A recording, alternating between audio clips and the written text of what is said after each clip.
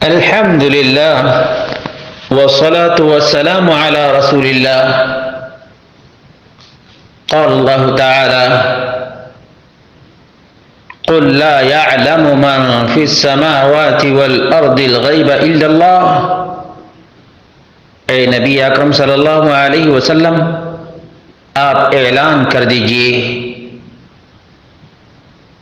اللہ کے علاوہ آسمان و زمین کے غیب کو کوئی بھی نہیں جانتا ہے. یہ قرآن حکیم کا واضح ترین اعلان ہے.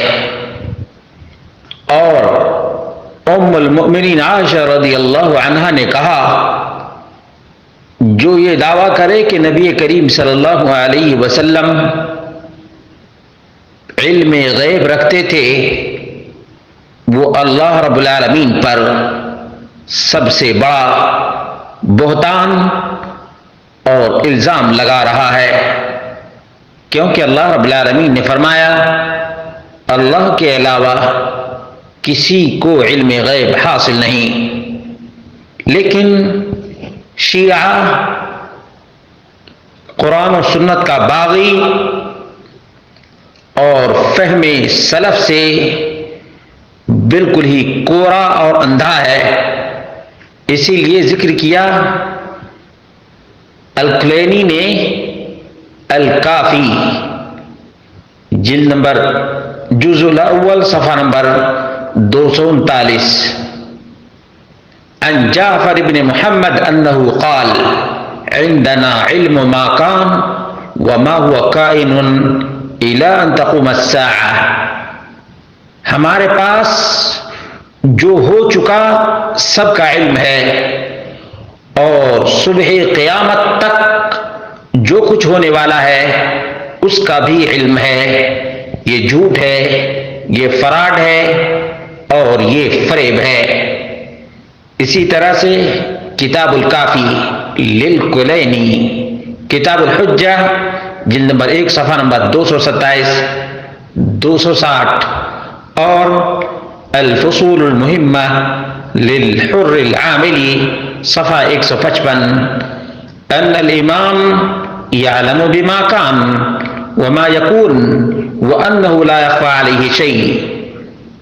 امام جو ہو چکا اور جو ہونے والا ہے اور جو ہوگا سب کا علم رکھتا ہے، اور امام سے کائنات کی کوئی بھی چیز پوشیدہ نہیں.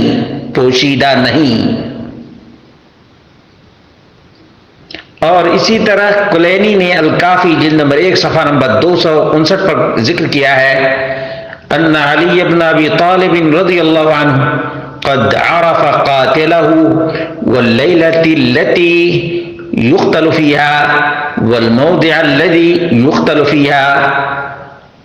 علی رضی اللہ عنہ اپنے قاتل کو پہچان گئے تھے، اس رات کو جان گئے تھے جس رات ان کا قتل ہونے والا تھا.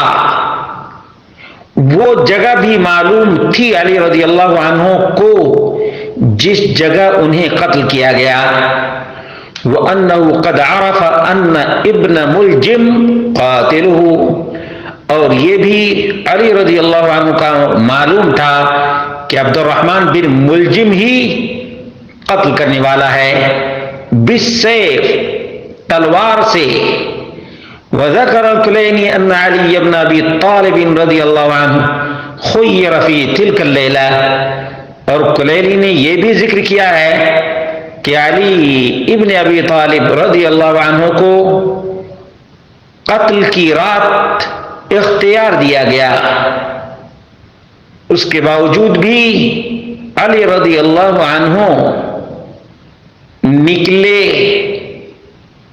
اور قتل کیے گئے.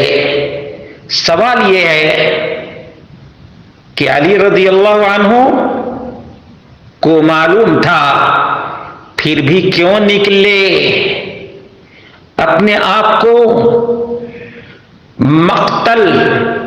قتل گاہ میں کیوں پیش کیے؟ کیا یہ خودکشی کے مترادف نہیں، کیونکہ اللہ رب العالمین کا واضح ترین فرمان ہے، اپنے آپ کو ہلاکت میں نہ ڈالو، وَلَا تُلْقُوا بِأَيْدِيكُمْ إِلَى التَّهْلُكَةِ، ہلاکت میں اپنے آپ سے نہ ڈالو۔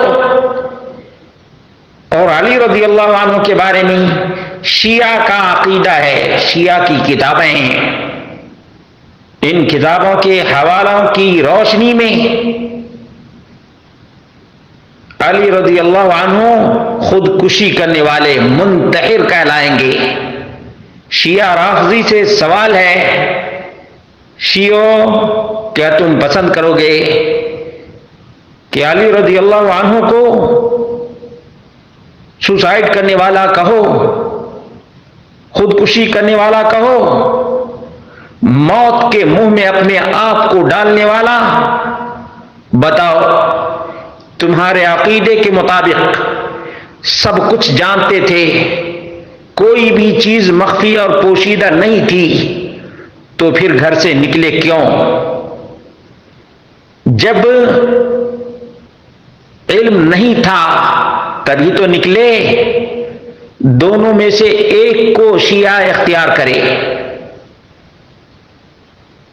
یا تو کہے کہ علی رضی اللہ عنہ کو خبر نہیں تھی، گھر سے مسجد کے لیے نکلے اور شیعہ رافضی خارجی نے گھات لگا کر ان کو قتل کر دیا، یا یہ کہے کہ علی رضی اللہ عنہ جانتے بوجھتے اپنے آپ کو موت کے حوالے کر دیے۔ دونوں کے دونوں کڑوے ہیں، اس لیے کہ علی رضی اللہ عنہ کے بارے میں شیعہ نے بے انتہا غلو سے کام لیا ہے، یہاں تک کہ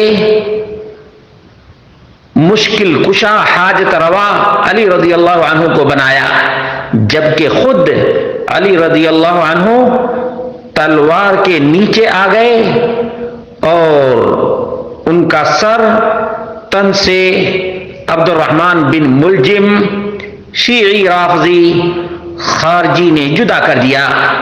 مسلمانوں، تمہارے لیے بھی عبرت اور نصیحت ہے، کیا تم یا علی المدد پھر بھی بولو گے؟ کیا تم یا علی مشکل کشا پھر بھی بولو گے؟ لوٹو اللہ کی طرف، ففروا الی اللہ، اللہ سے رجوع کرو، وانیبوا الی ربکم، اپنے پروردگار سے توبہ اور انابت کرو۔ یہ بد اعتقادیاں شرک کے اسباب میں سے سب سے بڑا سبب ہے، اس لیے مسلمانوں توبہ کرو۔ شیعہ رافضیوں، تمہارے لیے تو دونوں کڑوے گھونٹ ہیں، تم سے نہ یہ نگلتا بنے گا اور نہ وہ اگلتا بنے گا۔